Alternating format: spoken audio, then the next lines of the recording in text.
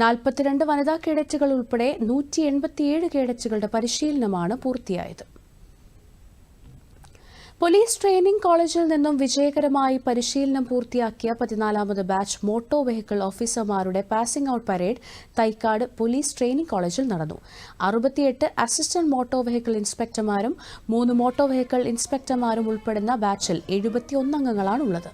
സംസ്ഥാന ഗതാഗത വകുപ്പ് മന്ത്രി Ganesh Kumar passing out parade അഭിവാദനം സ്വീകരിച്ചു.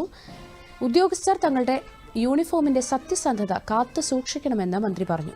ജനങ്ങൾക്ക് ന്യായമായ സേവനങ്ങൾ നൽകാൻ ഉദ്യോഗസ്ഥർ ബാധ്യസ്ഥരാണെന്നും അദ്ദേഹം കൂട്ടിച്ചേർത്തു.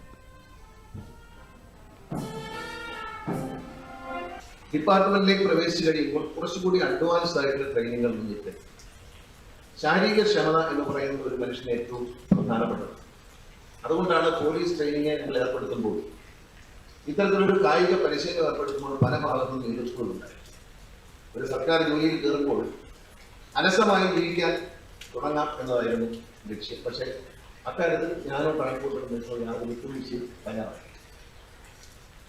അത്തരത്തിൽ എനിക്ക് കാല് വയ്യ കൈ വയ്യ എന്നൊക്കെ പറയുന്നത് ചെറുപ്പക്കാർക്ക് ചേർന്ന് നമ്മളിതെല്ലാം നമ്മുടെ ജോലിയുടെ ഭാഗമായി പരിശീലിക്കും. അച്ചടക്കമുള്ളൊരു ജോലിയാണ് നിങ്ങൾ ചെയ്യാൻ.